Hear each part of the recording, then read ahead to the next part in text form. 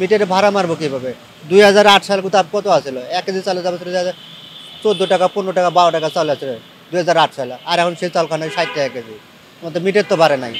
কিন্তু ভাড়া আপনার একটু মিটার বাড়াইতে হইব, না বাড়ালে সম্ভব না। এখন কিছুটা হলো যুক্তির কাছে, আবার কিছু হলো অযৌক্তিক আছে। এই কারণেই যে আমাদের হলো জমা হলে দেওয়া লাগে বাড়তি, জমা দেওয়া লাগে 1200 টাকা। তারপর হলো গ্যাস আছে, নিজের খরচ আছে, মোট মিলে দেওয়া যায় প্রায় 1800-1900 টাকার মতো খরচ পড়ে। আর হলো আমরা ভাড়া মারি কয় টাকা দেওয়া যায়? 2200-2500 টাকা। এর বেশি মারতে পারি না, কারণ এখন যে অবস্থা বাজারের, এটা মারতেই তাপ হয়ে যায়। এখন প্রতিরোধ করতে হবে। এখন মালিকের এখন যে কথা কয় যে মালিকের জমা কমালে দেওয়া যায়, থাকে না কিছু ওদের দেওয়া যায় যে মালের দাম বেশি।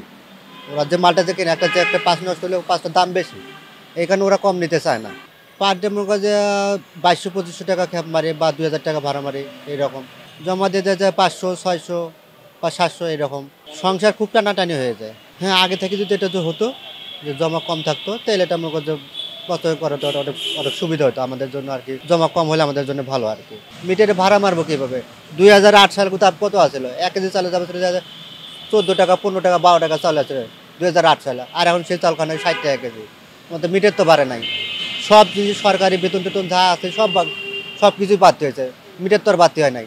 ওই 2008 সালেও যা আছে ওই এখনও তাই আছে। এবার তো চলে না আমাদের মিটার। এখন বুঝি কিলো প্রতি 40 টাকা 42 টাকা যদি পড়তো, তাহলে আমাদের কিছুটা একটু হলো বাড়তো। আমাদের দাবি একটা থাকবে, জমা কমতে হবে, আবার হলো মিটারের বিল বাড়াইতে হবে। আগের মিটার চলবে না, এই মিটার পাল্টাইতে হবে। আমাদের এটাই দাবি সরকারের কাছে। এটা সরকার যেটা নিয়ম করবো এটা তো মেনে নিতে হবে, কিন্তু দেখা গেছে আপনার গাড়ির জমা যদি নির্ধারিত ঠিক থাকে, আর যদি সরকার যদি ঠিক মতো এটা নেয়, তাহলে আমরা বাধ্যতামূলক চালাই দিব, কিছু করার নাই।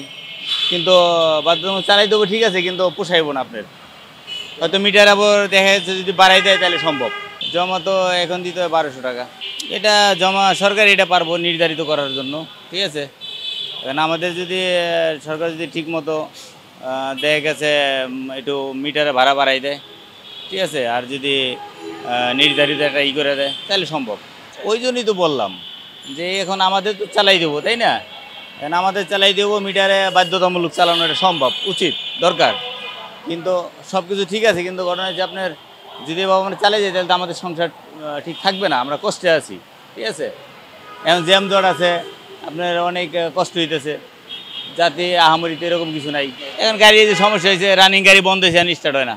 একদিনের নির্ধারিত এটা তো কোনো নাই। হয়তো কোনো দিন 500 হয়, কোনো দিন 600 হয়, কোনো দিন 700 হয়, কোনো দিন হয় না। আমাদের নিয়ম হলো সরকারি ফিক্সড যেটা আছে ওটা আমরা দিয়ে চালাবো, এবং মিটারে নির্ধারিত মারবো। হ্যাঁ, এটাই আমাদেরই। কিন্তু ভাড়া আপনার একটু মিটার বাড়াইতে হইব, না বাড়ালে সম্ভব না। জমাটা নির্ধারিত ঠিক করে দিতে হইব।